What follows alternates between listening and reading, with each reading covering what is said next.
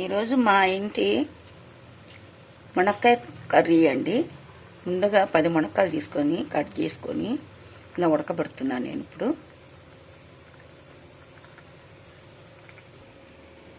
మసాలా ఇలా వేయించుకున్నాను. ఒక గరిటె చిన్న గరిటెడు పచ్చిశనగపప్పు, ఒక పిడికెడు మినపప్పు, ఒక అరగరిటెడు ధనియాలు, మిరపకాయలు, ఎండు కొబ్బరి ఇలా వేయించి చల్లారి పెట్టుకున్నానండి. ఇప్పుడు మిక్సీకి వేసేసుకుంటాను.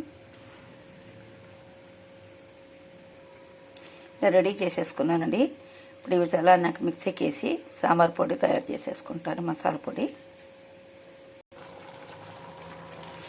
ఈ వాటర్ అంతా ఎనికిపోవాలి.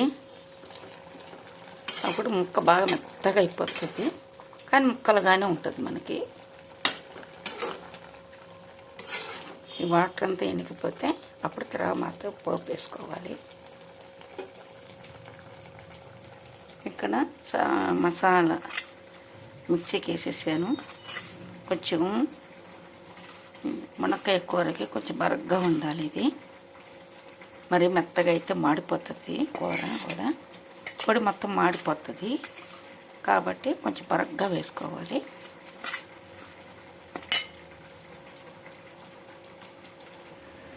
ముక్కలు తీసేసి ప్లేట్కి వేసుకున్నాను.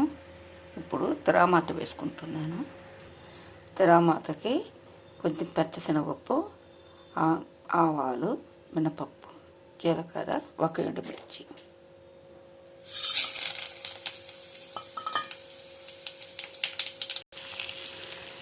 రెడీగా 2 ఉల్లిపాయలు, ఒక టమాటా, 2 పచ్చిమిర్చి తరిగి పెట్టుకున్నానండి. అది తిరామాత వేగినాక వేసేసుకున్నాను. కొంతసేపు మగ్గినాక అప్పుడు మునక్కాయ ముక్కలు వేసేస్తాను. ఇది వరకు ఒక వీడియో కూడా పెట్టానండి. అది సేమ్ ఇలాగనే, కానీ ఇంకో రీతిలో చేశాను. ఇప్పుడు ఇది విడిగా ఉడకబెట్టి చేస్తున్నాను. అందుకే మీరు కూడా చూసి ట్రై చేయండి ఒకసారి.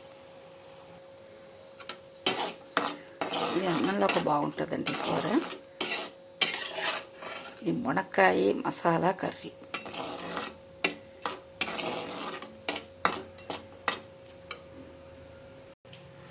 ముక్కలు వేసేసాను. చిటికెడు పసుపు,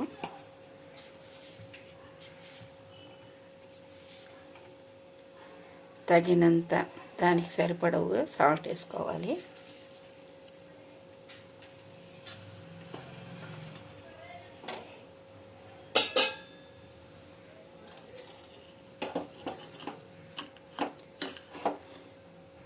మసాలా పౌడరు తగినంత వేసుకోవాలి.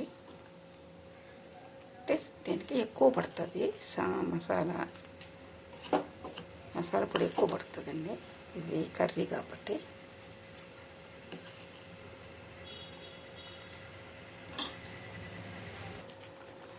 దానికి చిటికెడు అంత చింతపండు నీళ్ళలో నానబెట్టాను. ఇప్పుడు దాన్ని కలిపి పోసేసుకుంటున్నాను.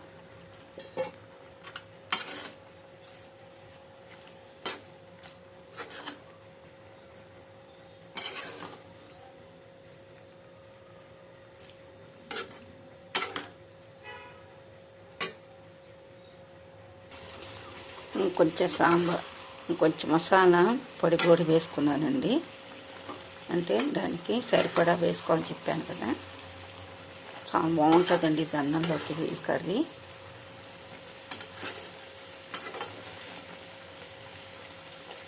ఇది సిమ్లోనే పెట్టుకోవాలి.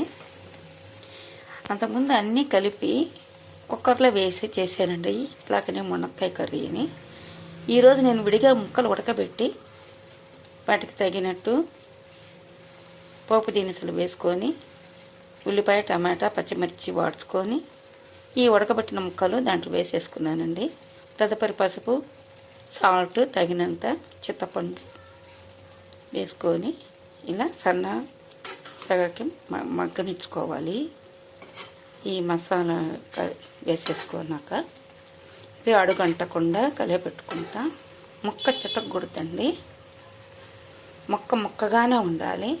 అప్పుడే కర్రీ బాగుంటుందండి ఇది. మసాలా కర్రీ రెడీ అయిపోయిందండి. దీంట్లో కొత్తిమీర వేసుకొని వండుకోవచ్చు, కానీ నేను వేయలేదు. మీరు కూడా ఒకసారి ట్రై చేయండి, షేర్ చేయండి, సబ్స్క్రైబ్ చేయండి. ఏదైనా ఉంటే కామెంట్స్లో పెట్టండి. Thank you.